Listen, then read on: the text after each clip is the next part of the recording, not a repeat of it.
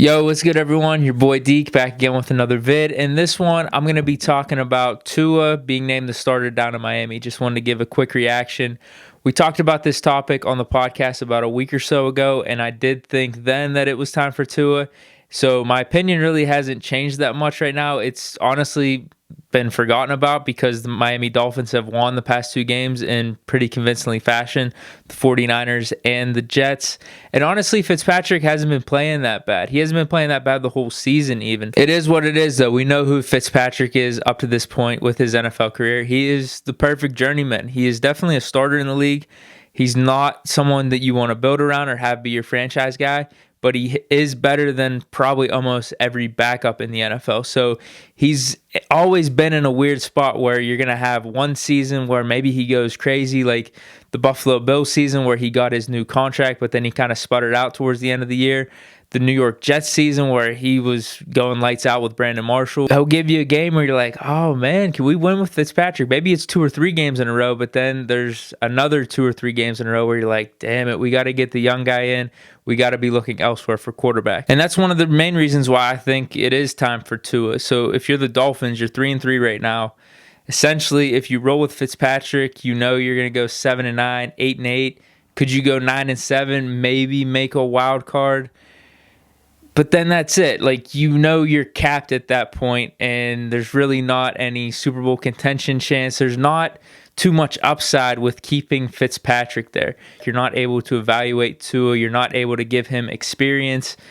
So I don't really know what the upside would be in keeping Fitzpatrick there at quarterback outside of you're concerned about Tua's health, and you just want to kind of keep him sidelined, keep him studying, and just out of harm's way. But by every report out there, Tua is completely healthy.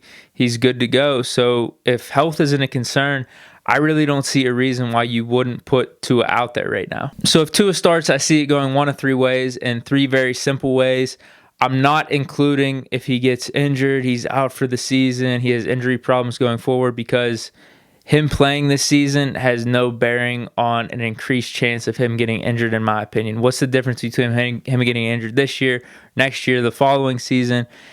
If he's completely cleared and they say no prior injuries are going to affect his potential for getting injured in the future, he's completely cleared, then I'm not going to include that, because you could say the same thing for literally every damn NFL player that goes and is about to play next Sunday. Anyone could get injured at any time, so I'm not getting into that. First way I could see it going is Tua doesn't play really well. And even in this case, I don't see much downside to it, because maybe the Dolphins end up going 5-11, 6-10. Now you get a top 10 draft pick, as opposed to if you went with Fitzpatrick, like I said, you're capped. You're either going 7-9, 8-8, 9-7 at best, maybe sneaking in 7th seed and then losing in the playoffs. You don't have a higher draft pick, and you don't really have a clear vision or see what you have at quarterback in the future. Now, someone may bring up maybe Tua loses his confidence or something like that. If you're hanging your hat on that, then I don't know what to tell you. It's, in my opinion, it's either you have it or you don't. And even if he doesn't have it for his rookie season, that's not saying he can't come back his second year and just completely turn it around. We've seen it how many times where maybe there's a rookie year from one of these rookie quarterbacks. It's so-so, and then you have questions in the offseason, is he going to be the guy? And then he just completely steps up in his second year. How many times does that happen? So that's the worst case scenario, but I still don't really see much downside if you're the Dolphins and Tua. And then number 2 is Tua plays just as good as Ryan Fitzpatrick would. You go 7-9, you go 8-8, you go 9-7. And you just get experience, you get more evaluation for Tua. Maybe he shows you some flashes here and there. Maybe he gives you like a late game comeback that gives you hope going into next season. So in this scenario, it's better than the first one, because you actually get to see Tua play kind of decent, maybe even good in spurts. But then you also just get the upside of the evaluation and the experience as well. So again, not much downside for option 2. And number 3 is Tua plays completely lights out. He shocks the Dolphins, shocks the world. They go on a crazy stretch. They end up going 10-6, 11-5. They make the playoffs. Maybe they win a game there, but Tua shows flashes. He shows you that he's the future. Basically turns the season around for the Dolphins. So that is the best case scenario. You play for this season and you end up winning this season. You feel good about your future. Tua is your franchise guy.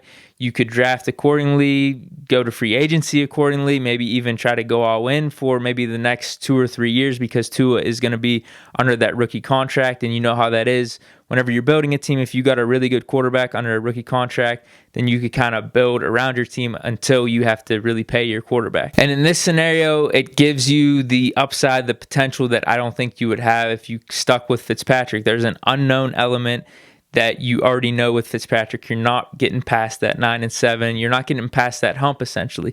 With Tua, there's that unknown. And I wouldn't be surprised. You got players in the locker room. You're sitting at 3-3.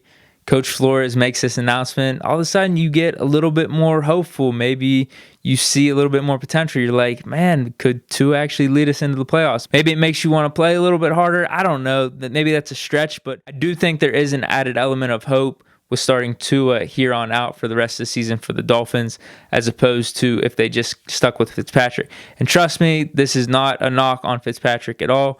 I've liked everything he's done throughout his NFL career. He's got a great story to him. But if you're the Dolphins, you're Tua, I definitely think this move makes sense. And you can even look around the league. Man, I'm just so impressed over the past 2 or 3 years.